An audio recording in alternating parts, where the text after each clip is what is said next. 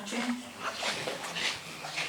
Esta noche finalizamos el ciclo de conferencias sobre la mujer correspondiente al curso 2013-2014. Este ciclo comenzó su andadura en el año 2010 y desde entonces han sido 9 conferencias las que se han dado aquí. Se han tocado temas muy diversos, como por ejemplo la historia, la ciencia, la literatura, medios de comunicación, etc. Varias personas asistentes a este ciclo pues me han preguntado curiosamente que la económica, qué fines tenía, quién era la económica, y entonces quiero muy brevemente contestar a esto y diciendo que las económicas fueron fundadas por el rey Carlos III. La Real Sociedad Económica de Amigos del País de Badajoz fue fundada en 1816 y es la institución más antigua, cultural y social de Badajoz. Desde su fundación, las principales preocupaciones fueron, de acuerdo con sus estatutos, la enseñanza de artes, de oficios, de la enseñanza y, resumiendo, del desarrollo y progreso de la región. En 1819, por ejemplo, se dirigió la económica al rey, una exposición le mandó al rey, solicitando una cátedra de agricultura que fue la primera que estuvo. En 1834 hubo varias cátedras también concedidas que se dieron aquí en la institución antigua. Estoy hablando de la institución de la calle Hernán Cortés número 1, que es la sede antigua de esta sociedad. Estas cátedras eran de geometría, de mecánica, de química de las artes y otras muchas. También la primera petición que se hizo sobre la creación de una universidad en Badajoz fue la económica quien la hizo, quien lo solicitó. Hubo una tienda asilo atendida por la Junta de Damas, que eran señoras socias de aquí, que su finalidad tenían comedores sociales para los económicamente más pobres, y la llevaban en la Junta esta de Damas. Entre las muchas fundaciones que ha hecho esta sociedad está el Monte de Piedad y Caja General de Ahorros de Badajoz, que estuvo funcionando durante 8 años en la económica, con un capital puesto por los mismos socios, e incluso se llegó a hacer cargo de los gastos generales de la misma en los primeros tiempos. Igualmente es fundadora del Instituto de Segunda Enseñanza, de la Escuela Normal de Maestros, de la Escuela de Arte y Oficios, entre otros muchos. En 2016 cumplirá esta sociedad 200 años desde su fundación, para lo cual, como el otro día el presidente de aquí, don Francisco Pedraza, anunció, hay grandes proyectos que, por ejemplo, como es la fundación del Centro de Estudios Ibéricos, varios cursos en colaboración con la Universidad de Extremadura y delegación, que todo esto en la sede de la económica, del Instituto Cervantes y el Instituto Camões de Portugal. Bueno, y ya termino y cedo la palabra a don Carlos Fajardo, secretario general de esta sociedad, que tiene el placer de presentar a doña Miren Gabilondo Olazábal, directora del Conservatorio Superior de Música de Badajoz, que hablará sobre la mujer en la música. Y gracias, Miren, por su presencia. Carlos, cuando quieras. Bien, Maruja, muchas gracias. Miren, buenas noches, señores y señores, buenas noches. En primer lugar, quiero decir que cuando Maruja me propuso la presentación de doña Miren, pues, bueno, me va a permitir que te diga Miren, quitamos el doña y así hacemos como más coloquial. Lo acepté encantado por 3 razones. Una de ellas porque Maruja es una mujer que trabaja fuerte y duro en conseguir que este ciclo de conferencias de la mujer en la sociedad se vaya implantando y vaya cada día trayendo más personas aquí a la casa y sobre todo más mujeres. En segundo lugar, porque como secretario general, como ya he dicho, estoy obligado a colaborar en todo aquello que se me proponga, o al menos así yo lo creo. Y en tercer lugar, porque presentar a Miren era efectivamente un placer. Y era un placer porque desde el primer momento que nos conocimos, hace ya 3 años creo que fue, en un intercambio de comunicación en el cual le decíamos, o nos pedía, no recuerdo que fue lo primero, si el huevo o la gallina, pero recuerdo que nos decía que si le podíamos dejar esta sala para que los alumnos del Conservatorio Superior de Música pudieran ensayar, previo a algunos conciertos que ellos elaboraban bien en conjunto o bien por secciones bien de metales, bien de cuerdas, pues nosotros encantados. Y le dijimos a su vez que si había posibilidad de una contraprestación que no era económica, sino que era pues, en materia. Y la materia era la música. Bueno, pues nosotros te dejamos la sala y vosotros nos dejáis 2 o 3 conciertos para que nuestros socios y todos aquellos que quieran venir a la económica a escucharlos, pues se puedan favorecer. De inmediato aceptó. La relación ha sido siempre muy fluida, muy buena, en todo lo que nos hemos pedido mutuamente. Yo creo que todos hemos aceptado y por eso digo que era para mí un placer y una satisfacción hacerlo. Miren, es una brillante mujer, nacida en la menos bella ciudad de San Sebastián, y estudia en San Sebastián y Bilbao, obteniendo las titulaciones superiores de piano, acordeón, solfeo y pedagogía musical, doctorándose en la UE en 2012. Ha recibido los premios en acordeón de Honor Fin de Grado Superior, primer premio europeo en el Grand Prix de París, 2 primeros premios en el certamen nacional de los años 96 y 97 en Barcelona, y un segundo en el certamen nacional de Orense en el 98. Representó a España durante 3 años consecutivos en el Trofeo Mundial de Acordeón en Portugal, Italia y Andorra. Complementó su formación académica con la realización de múltiples cursos y máster en las disciplinas que obtuvo y desarrolla. Fue miembro durante años de la Orquesta Sinfónica de San Sebastián con acordeón desde 1991 hasta 2004. Pianista titular y soprano del coro Landarvaso Abel Baza, el Cartier de Rentería, desde 1997 hasta 2004. Profesora de acordeón y de lenguaje musical en el Conservatorio Superior de Música de Badajoz en los cursos 99-2000 y 2003-2004, ejerciendo actualmente como profesora de piano de este conservatorio. Fue nombrada directora del Conservatorio Superior de Música de Badajoz en 2011 en sustitución de doña Aurora Chacón tras su jubilación y fue en la víspera de la realización del programa musical de Santa Cecilia en noviembre de ese año. Ha ofrecido conciertos como pianista, acordeonista y cantante, con distintas agrupaciones y como solista actuando por toda España, además de Francia, Italia, Grecia, Holanda, Polonia, Bélgica, Austria, Portugal y Argentina. Como podrán comprobar a continuación, los conocimientos de Miren Gabilondo son amplísimos y los podemos disfrutar en su inmediata intervención. Al mismo tiempo, no queremos desaprovechar la oportunidad que se nos brinda para invitarla cuando ella quiera a deleitarnos con un concierto personal en esta sociedad. Puede elegir bien con un instrumento, bien a pura voz como excelente soprano que es, y yo no tengo nada que decir, nada más que muchas gracias Miren por tu presencia aquí con nosotros. Te deseamos mucho éxito y felicidad en nuestra tierra, donde te consideramos ya como una más de las nuestras, aunque ello no quiere decir que olvides las raíces a las cuales tú perteneces. Muchas gracias. Buenas noches. Tienes la palabra. Buenas noches. Los aplausos les ruego que los guarden para ella, que es la que se lo merece. Gracias. Pues muy buenas noches a todos. Estoy encantada, es un placer para mí estar esta noche aquí con todos ustedes.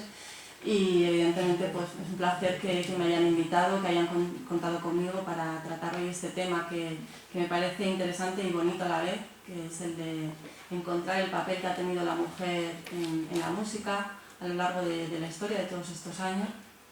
Y está claro que si alguien nos preguntase por algún compositor que conociésemos, pues todos podríamos decir muchos nombres: Bach, Vivaldi, Mendelssohn, Sostakovich, Stravinsky, Falla, Wagner, muchos. Pero si nos preguntan por una compositora mujer, pues ya es un poquitín más complicado. Quizás sí que conozcamos compositoras mujeres de nuestra época, ya del siglo XX, XXI, pero el de la antigüedad pues aún se desconoce mucho, aunque sí que se van realizando muchísimas investigaciones en este tema. se van escribiendo muchos libros, grabaciones y se han rescatado muchas figuras de mujeres en todo este tiempo. Hoy lo que vamos a tratar es de dar a conocer a esas figuras que sí han existido. Conocemos algunas, os han rescatado algunas, las vamos a intentar exponer y sobre todo las más relevantes, más importantes, porque son numerosas las que han habido y no nos daría tiempo a mencionar todas ellas. Curiosamente, tenemos que decir que el término de la música, por origen, es femenino. Viene del origen, procede del griego musique, y hace relación a las musas, a las 9 hermanas hijas del dios Júpiter, que formaban lo que llamaban el coro de las musas y que podemos ver una de las representaciones ahí en la imagen. Y curiosamente también la patrona de los músicos es una mujer, Santa Cecilia, que como sabrán pues se celebra el 22 de noviembre, que fue una mujer romana cristiana martirizada por ello y que en su martirio pues estuvo cantando durante 2 horas mientras la martirizaban. Y ese hecho pues le hizo ganar el papel de patrona de los músicos. Sin embargo, pues bueno, a pesar curiosamente de que todo lo que envuelve originariamente a la música es femenino, pues nos cuesta encontrar, como decíamos, el hecho de la presencia de la mujer, sobre todo en la música clásica. Entonces vamos a hacer un recorrido a lo largo de la historia para ir entendiendo cómo se ha tenido en cuenta la mujer en las diferentes épocas de la historia y qué figuras nos van a ir apareciendo. En la antigüedad los testimonios más antiguos que tenemos son el de los coros de mujeres, egipcias, griegas o romanas, pero posiblemente siempre realizando un tipo de música más bien popular, no tanto clásica, y dentro de lo que sería un culto religioso en los templos en honor de alguna diosa. En esta época las mujeres aprendían desde jóvenes a hilar y a tejer, pero también aprendían lo que era la música y la danza, estaba dentro de esas enseñanzas. Y dentro de lo que aprendían, sobre todo el instrumento que más se utilizaba era la lira. Y era un instrumento que lo consideraban más femenino, porque el aulos también estaba presente en esa época. Podéis ver en las representaciones los 2 instrumentos, pero sin embargo el aulos no lo consideraban femenino porque se requería un esfuerzo físico importante a la hora de ejecutar el instrumento. Entonces, por ejemplo, estaba prohibido que tocasen ese tipo de instrumento. Además, las mujeres cuando se casaban pues ya perdían toda posibilidad de poder seguir formándose y de interpretar, se tenían que dedicar exclusivamente a la familia y a sus hijos.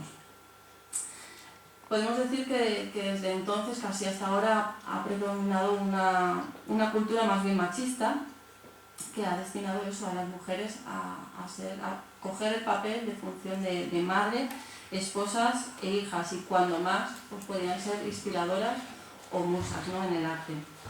Y como hecho curioso, pues puedo destacar que en los teatros griegos y romanos, por ejemplo, las gradas que tenían mayor visibilidad, mejor audición, se reservaban para los hombres, y las que tenían peor acceso para los esclavos y junto a ellos las mujeres.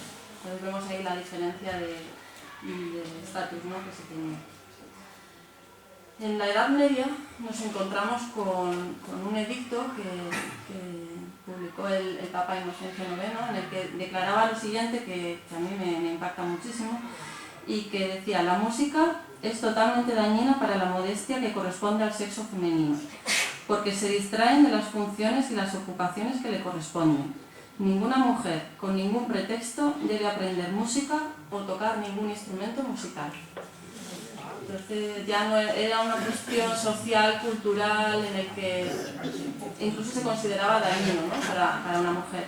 Y no fue el único que declaró este edicto, sino que su sucesor, el Papa Clemente XI, continuó con este mismo edicto.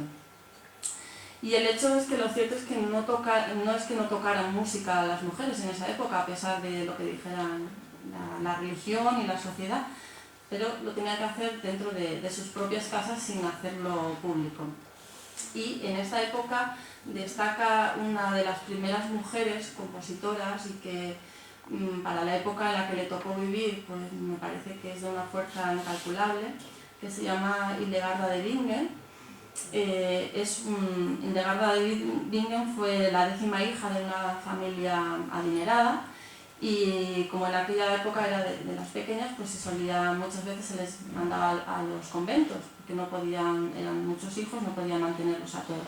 Y a ella la ingresaron en un convento, pero enseguida llegó a ser abadesa de ese monasterio en Bingen, en Alemania. Ella tenía muchísima facilidad para la música, pero también para la literatura, para la pintura, el arte, incluso tratados de medicina que posteriormente se siguen utilizando, y además tenía una intuición tremenda. Ella tenía visiones, y eran visiones que desde los 11 años tenía visiones que luego se hacían realidad. Y como esto se iba corriendo de boca en boca, pues papas, emperadores, reyes, monarcas, todos estuvieron en contacto con ella para saber qué es lo que les deparaba, tomar decisiones muchas veces, ¿no? Ella creía que, igual que Bach, Beethoven y otros genios artísticos que también lo pensaban, que su talento en realidad representaba la voz de Dios que hablaba a través de ella.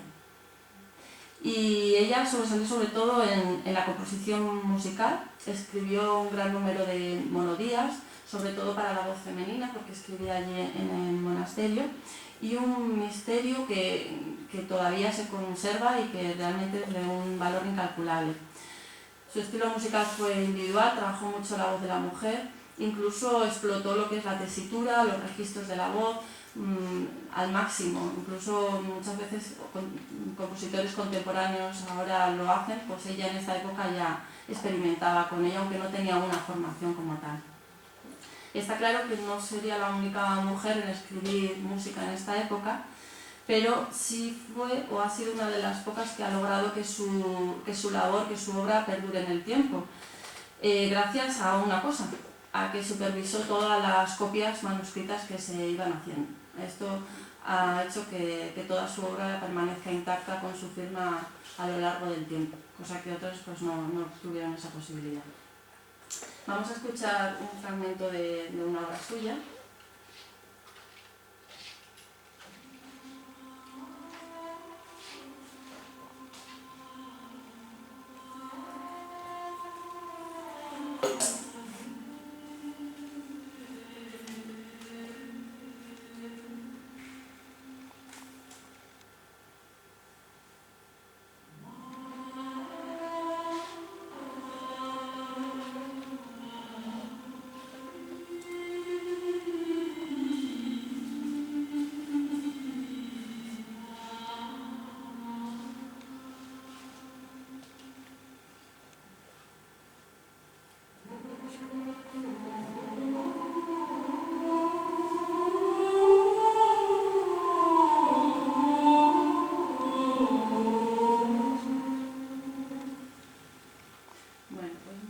Se hagan una idea, ¿no?, de qué manera componía. Todo estaba dentro de un ámbito religioso y siempre tratando la voz de la mujer, que es con lo que ella podía trabajar.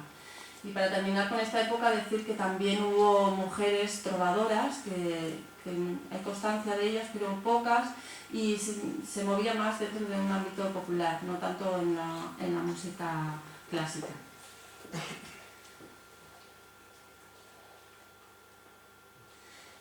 En el Renacimiento, la condición principal que debía satisfacer una mujer para poder ejercer la música era principalmente el de haber nacido en un seno de una familia adinerada o aristócrata.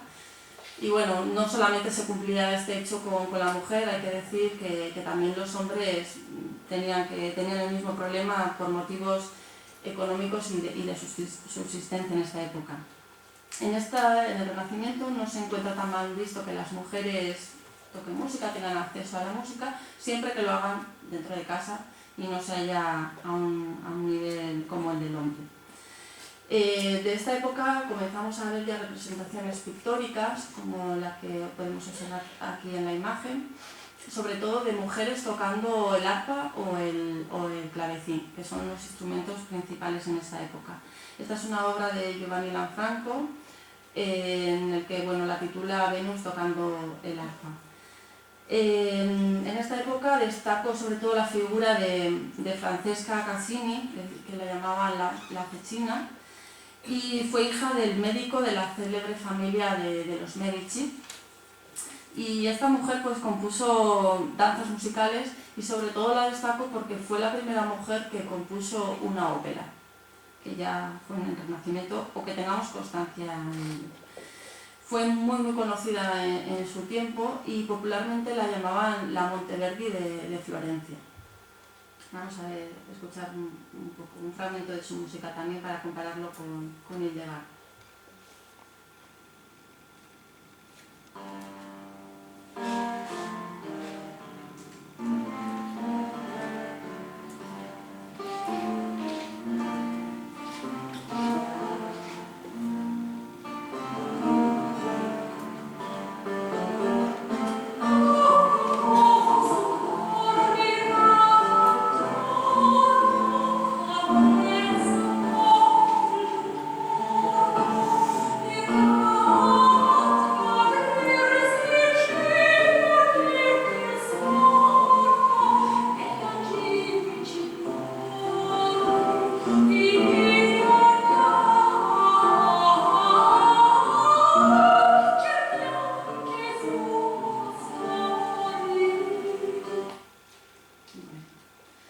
Esa es una parte de una música suya para que se vayan haciendo idea de la valía que tenían estas mujeres. Y otra figura que destaca en el Renacimiento es Vittoria Leotti, ya más a nivel de intérprete. Era organista, clavecinista y dirigió también agrupaciones de músicos y de cantantes. También se dedicó en parte a la composición, pero no al nivel de Hildegard y de la Cecina, como hemos hablado. Pasamos a la época clásica y en esta época se puso de moda que las jóvenes aristócratas se introdujeran en el mundo de la música, pero solamente como formación, como que tuvieran formación dentro de ese arte, un arte más que trabajaban, pero nunca con vista a una dedicación profesional. Generalmente en esta época la mujer sigue cultivando música en su casa, daban clases particulares con músicos afamados y sobre todo se utilizaban o se estudiaban los instrumentos, como hemos dicho antes, el arpa y el clavecín, y en esta época se incorpora ya también el piano.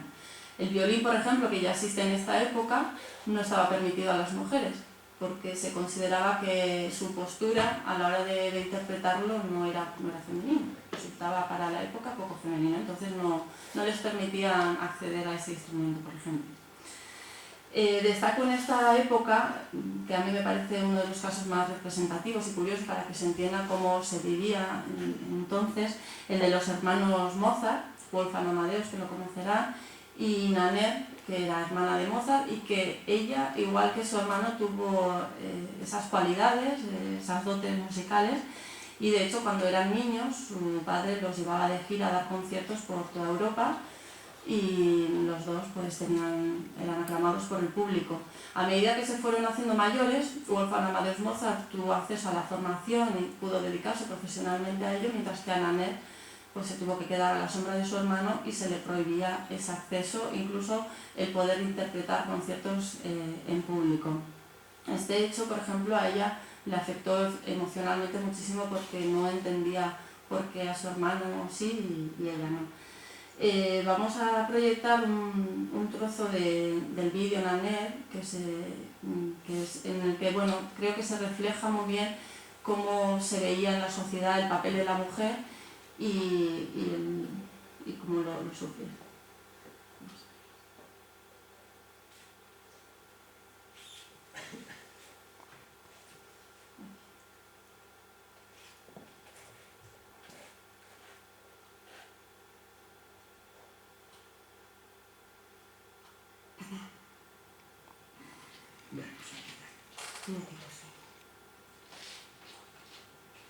Me gustaría pedirte una cosa.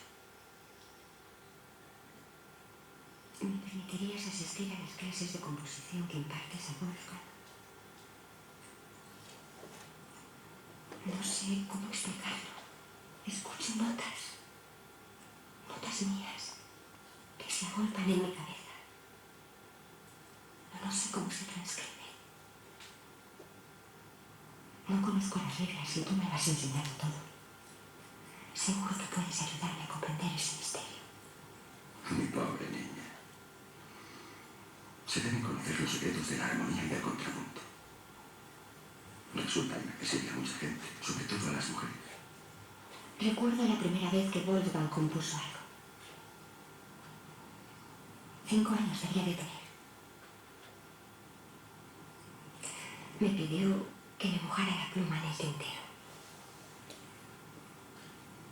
Escuché unas notas nuevas, nunca antes usadas.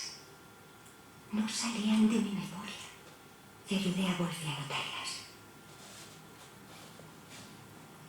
Cuando fuimos a llevártelas, estabas con tu amigo Andreas. Os quedasteis estupefactos. Incluso lloraste de emoción. ¿Dices que fuiste tú quien las escribió? Sí. ¿Señorita? ¿No es esta la Academia de Música? No, es la de pintura y dibujo. No se permiten mujeres. A menos que posen. ¿Os haríais para nosotros? Estudiamos la morfología. Abordamos el cuerpo femenino. Señores, la clase va a comenzar. Dios ha querido que seamos niñas, las dos. Imaginad qué diferentes habrían sido nuestros destinos si hubiéramos sido varones. Vos seríais vuestro hermano y yo sería el mío. Reinaríamos las dos. Vos sobre las creaciones y yo sobre los hombres. Pero Dios lo ha decidido de otro modo. Debéis obedecerle obedeciendo a vuestro Padre, aceptando aquello que os pida. Bueno, pues describe más o menos la época y cómo se vivía, ¿no? Lo que estamos tratando de narrar. Y destaco también en este periodo, en esta época clásica, a una gran mujer también, María Teresa Montparadis, que fue una grandísima pianista, era ciega, y ella dio conciertos por toda Europa. Fue muy prolífica también en la composición, escribió sonatas, tríos, conciertos y también escribió 2 óperas. Y además destaco de ella que inventó un instrumento nuevo, un aparato que se llamaba el musicógrafo y con el cual los ciegos pues, podían tener acceso a la anotación musical en relieve. Pasamos al romanticismo, que en mi opinión es donde se encuentra lo más apasionante en cuanto a la mujer se refiere, a lo largo de la historia en el papel de la mujer, y ya se va apreciando en este periodo una mayor presencia de mujeres en nuestro arte, aunque sin llegar todavía a lo que sería una profesionalización. Destaco en primer lugar a Clara Schumann. Ella fue mujer de Robert Schumann, que componía ya desde muy joven, incluso se llega a pensar que algunas de las composiciones de su marido realmente las había escrito ella, aunque las firmara posteriormente Robert. A los 9 años ya era una virtuosa del piano y fue la primera persona, hombre o mujer, nos da lo mismo, primera persona que interpretó las 32 sonatas de Ludwig van Beethoven, que son de una dificultad técnica extrema. Y ya con 21 años se casó con Robert Schumann. Además de ser pianista, escribió su propia música y ella era muy valorada dentro de la sociedad de la época por otros hombres, como pueden ser Paganini, Mendelssohn, incluso Goethe, el filósofo. La valoraban mucho. Sin embargo, a pesar de todo eso, un día ya llegó a escribir en su diario lo siguiente: alguna vez creí que tenía talento creativo, pero he renunciado a esta idea. Una mujer no debe desear componer. Ninguna ha sido capaz de hacerlo, así que ¿por qué podría esperarlo yo? Ahí vemos un poco pues, la controversia que tenían, ¿no? Por un lado eran creativas, tenían dotes para la música, incluso veían que estaban valoradas, sin embargo se terminaban cuestionándoselo porque no había cabida en la sociedad, no estaban valoradas realmente y no había referencias anteriormente de ninguna otra mujer para apoyarse unas en otras. Vamos a escuchar un trozo de una composición suya, de un trío.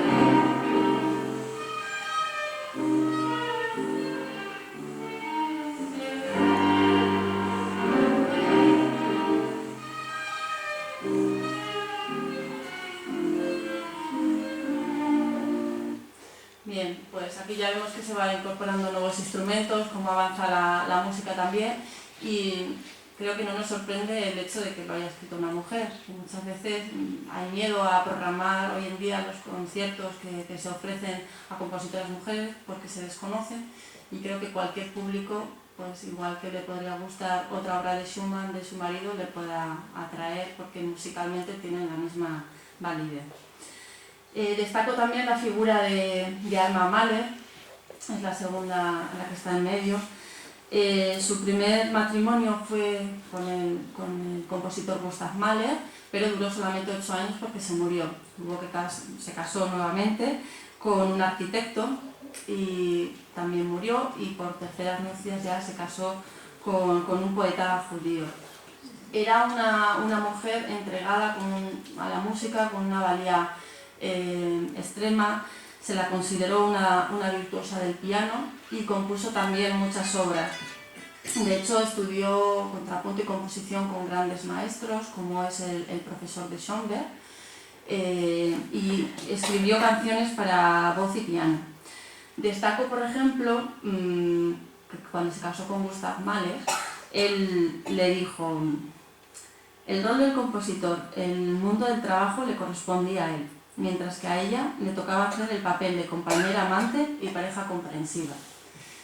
Bueno, pues por suerte o por desgracia, no lo sé, pero para nosotros por suerte estuvieron casados solamente 8 años, con lo cual ella siguió luchando por desarrollar esa faceta que tenía en la música y compuso muchísimas obras, hasta su muerte se estuvo dedicando de pleno a la música. Vamos a escuchar un fragmento suyo. Es un concierto para soprano y orquesta.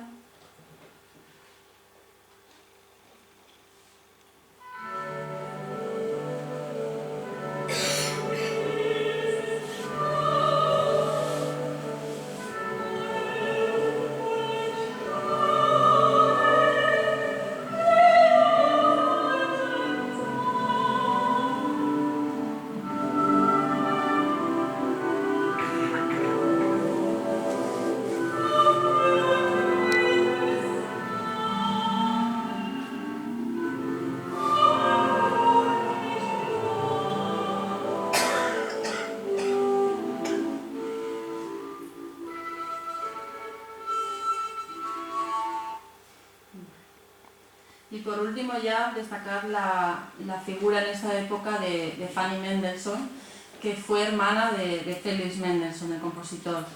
Fue muy buena pianista y compositora, pero quedó usada también a la sombra de su hermano, como le ocurrió a Nannerl Mozart. A los 13 años ya tocaba a la perfección el piano, e incluso tocaba de memoria todo el clave bien temperado de Juan Sebastián Bach, que lo conocerán muchos de ustedes.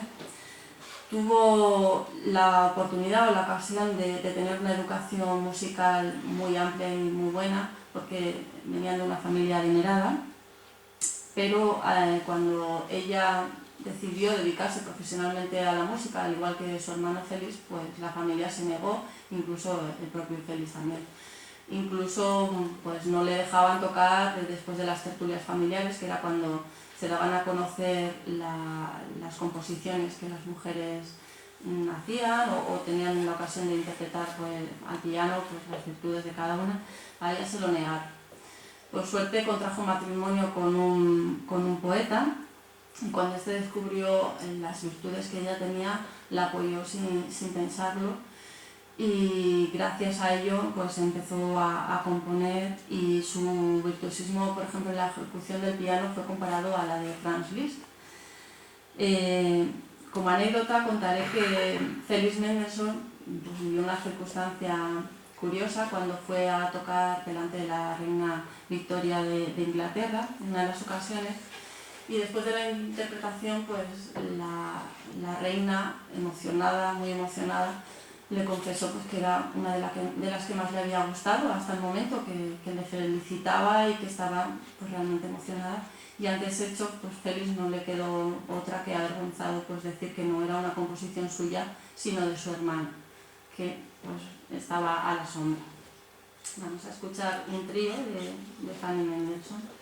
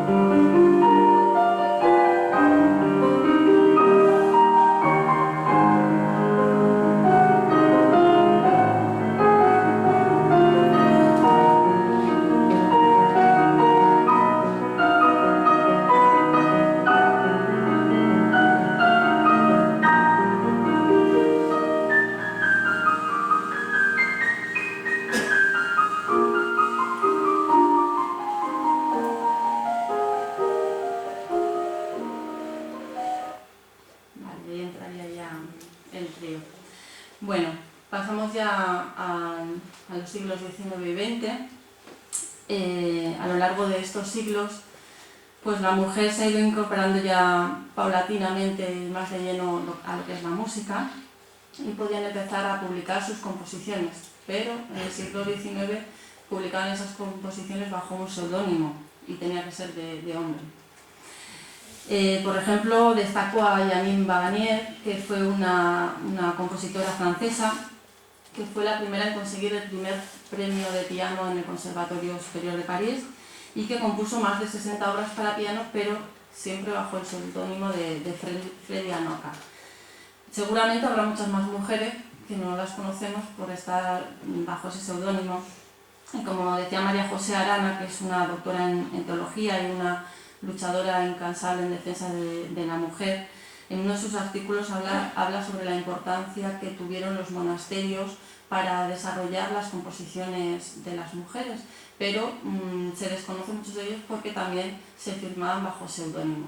No así, por ejemplo, el caso que hemos hablado de Garda de Bingen, que ella estuvo pendiente de que de que lo firmaba ella porque los hacía ella, las copias manuscritas.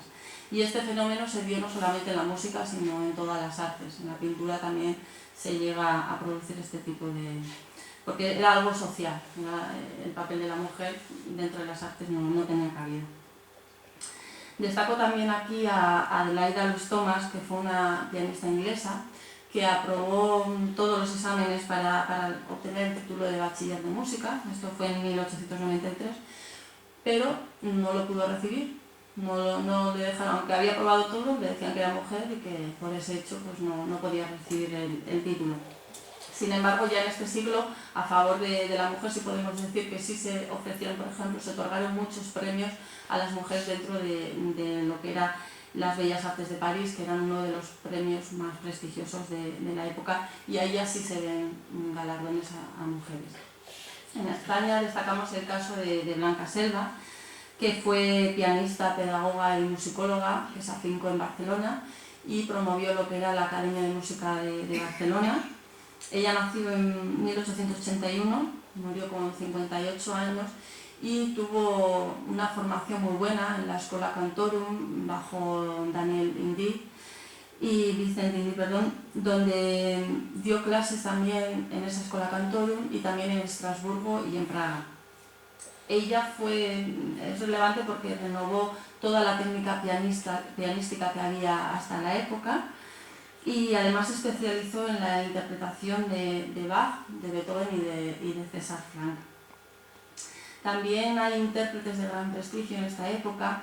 He destacado a María Barrientos, que era natural de Barcelona, que destacó desde 15 años, ya estaba actuando en el Gran Teatro Liceo de Barcelona y fue considerada una de las mejores sopranos ligeras de su tiempo. Vamos a escuchar una actuación de ella cantando.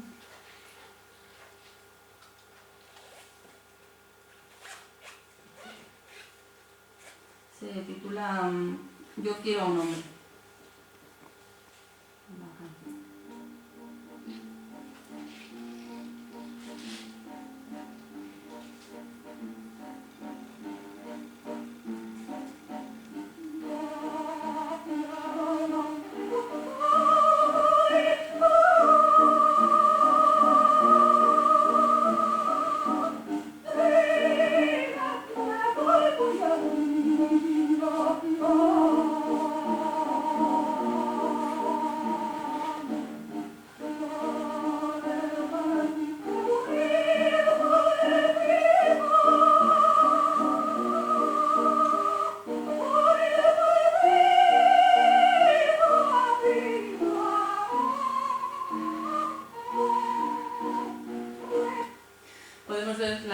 De la época, cómo se cantaba, que ha ido evolucionando y era su voz, aunque no sea una grabación como a un nivel que podemos escuchar ahora, pero una grabación que podemos escucharla a ella.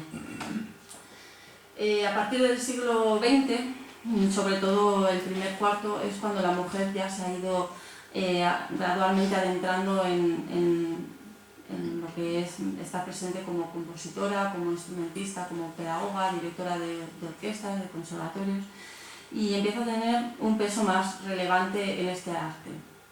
Este es el caso, por ejemplo, de Sofía Gubaidulina, que es una compositora de la antigua Unión Soviética, considerada una de las mejores compositores del siglo XX, y también destaco a Alicia Urreta en México, que también fue muy renombrada como compositora. Y como intérprete, todos conocerán ya a María Callas. Ella fue hija de migrantes griegos, nació en Nueva York en 1923, pero ya a los 14 años volvió con su madre a Grecia, estudió en el Conservatorio Superior de Atenas y fue considerada por la crítica internacional por su impresionante timbre y bueno, pues todos ya la conocemos. Vamos a escuchar una de sus grabaciones.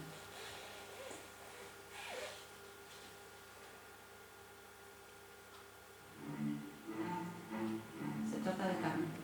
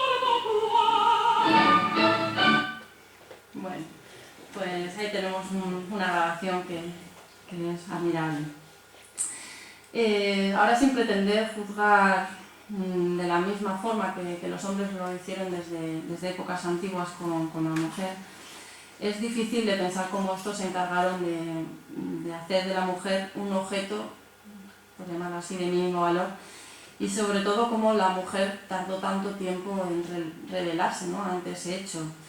Evidentemente el papel masculino se encargó de relegar a las mujeres y resaltar la cultura de una sociedad sexista, la cual creo que no afectó solamente a las mujeres, a ellas mismas, sino que ha afectado al mundo entero, porque todas esas composiciones, estas grabaciones, intérpretes, magníficas músicos se han perdido en el tiempo, y de hecho pues es difícil recuperarlo.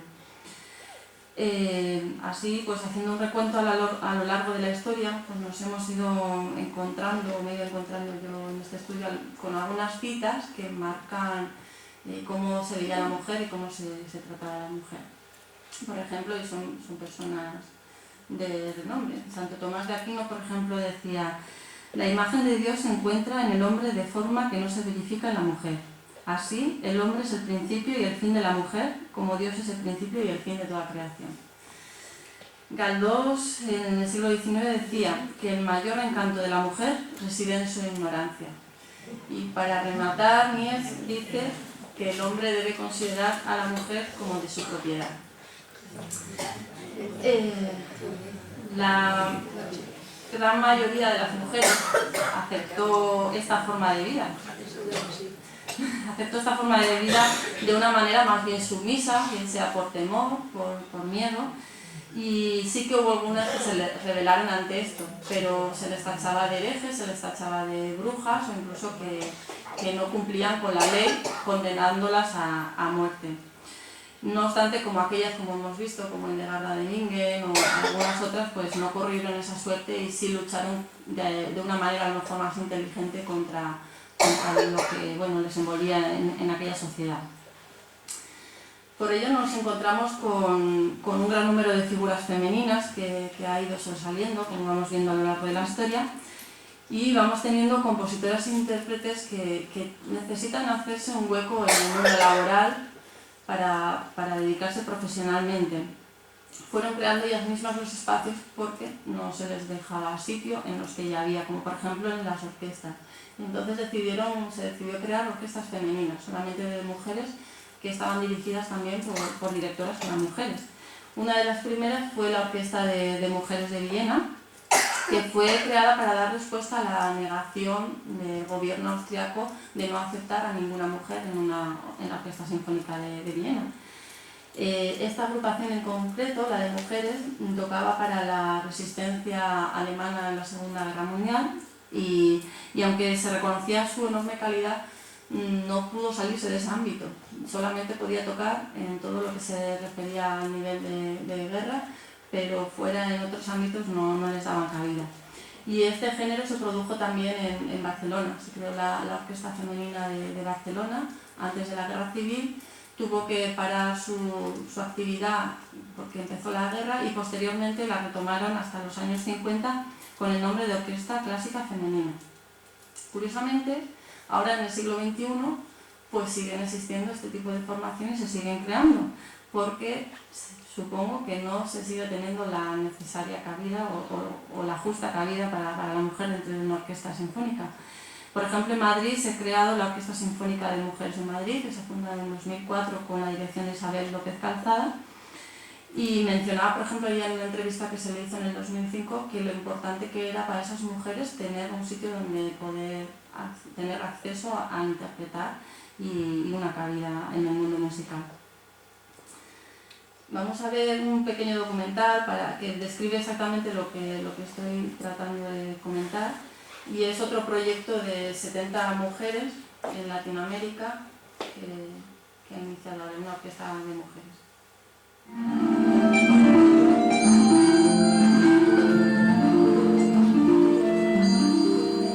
Pues se basó en digamos, mi cansancio de tener pocas oportunidades de desarrollo como directora de orquesta, como compositora, ¿no? De estar aceptando lo que buenamente me ofrecían lo que buenamente me podían dar. Y me cansé de eso, ¿no? Me cansé de andar dirigiendo allá una vez, 2 veces cada año. Me cansé de estar haciendo arreglitos así también cada 6 meses, cada año, ¿no? Entonces me cansé de tener de no tener, de carecer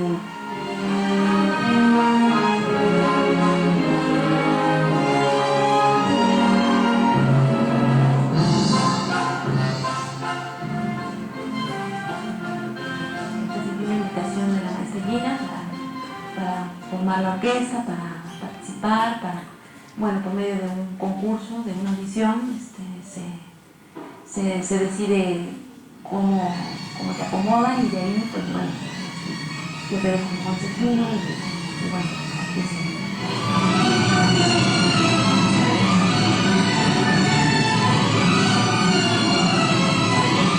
Son mujeres mexicanas, son virtuosas, son conocedoras de la música, son mujeres que tienen un proyecto que quizá va mucho más allá de lo que es en sí la música. ¿A qué me refiero? Bueno, a que su directora, la señora Gina Enríquez, a quien le damos la bienvenida y el agradecimiento por estar con su 74. Bueno, pues un poco refleja todo lo que estamos tratando de narrar hoy aquí. El hecho es que varios autores siguen describiendo las orquestas como organizaciones relativamente elitistas y tradicionalmente masculinas. De hecho, hasta 1969, las solicitudes de mujeres para formar parte de la Orquesta Filarmónica de Berlín recibían como respuesta lo siguiente: según una antigua tradición, la Filarmónica de Berlín no acepta mujeres. Y quizás algunos de esta sala puedan recordar pues, el escándalo que se produjo sobre los años 70 con von Karajan, cuando intentó que en la orquesta entrase la conocidísima clarinetista Sabine Meyer, y la orquesta en pleno se negó. Al final no pudo Karajan con ese hecho y bueno, pues fue bastante polémico.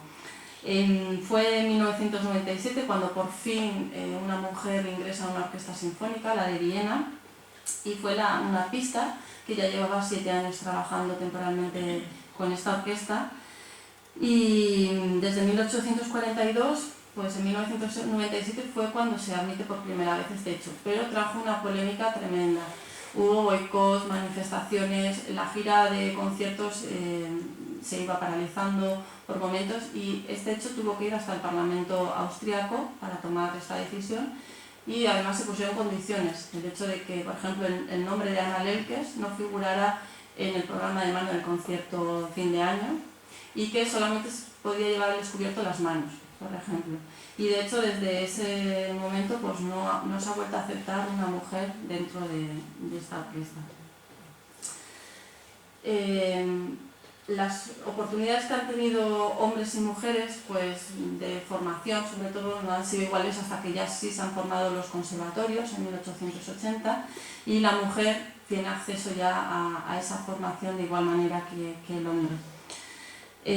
Por ejemplo, estuvo prohibido que las mujeres estudiaran música en la Universidad de Oxford hasta 1921, aunque ya anteriormente había habido una mujer, en 1856, que había superado todas las pruebas de acceso para ingresar en esa universidad, pero al ser mujer pues se le negaban el acceso hasta que ya en 1921 pues, se dio el paso. Y por ejemplo los hombres pues sí tenían acceso a las Fuerzas Armadas de formarse también musicalmente, cosa que las mujeres no, hasta ya pasada la Segunda Guerra Mundial, que también pudieron tener ese acceso.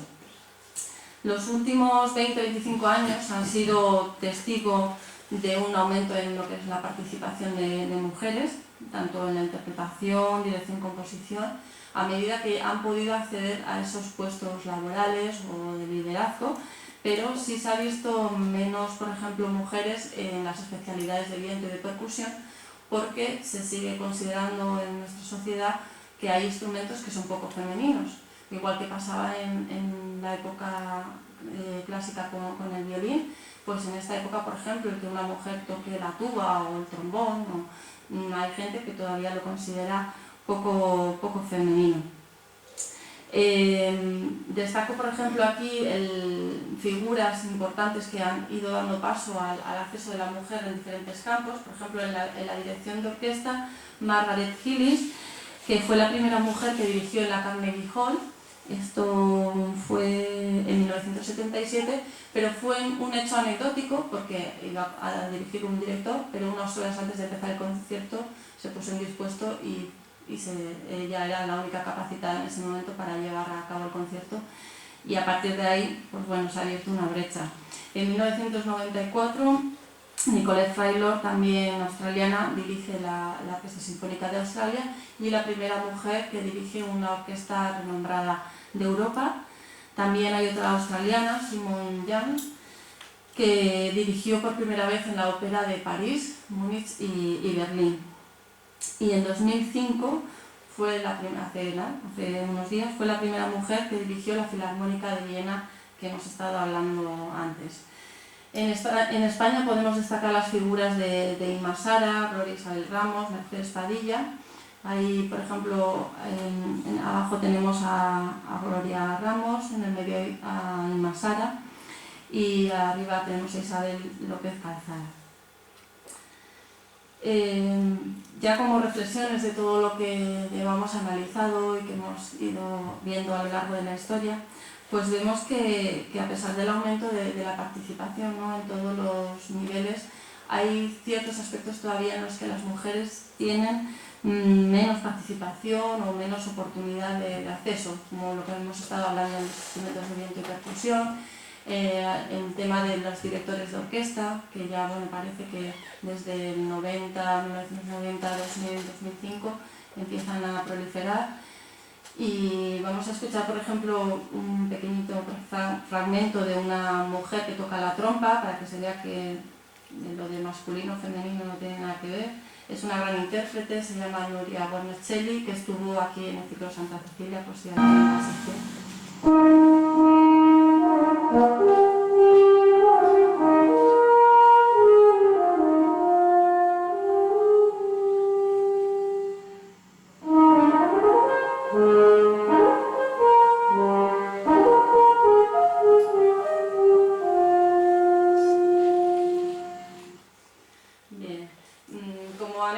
Decir que, por ejemplo, para entrar en la Orquesta Sinfónica de Missouri, por ejemplo, se hicieron pruebas y era una plaza de trombón solista.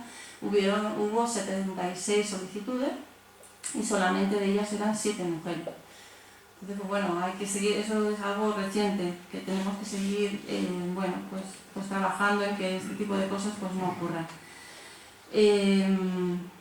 Los hombres siguen ocupando ese tipo de puestos y, por ejemplo, en las orquestas se ha dado el caso, hay muchas demandas judiciales de mujeres en las que han hecho las pruebas que se hacen sin tener conocimiento de quién toca y las han aceptado, han superado las pruebas. Cuando el director ha sabido que es mujer, pues no la ha aceptado.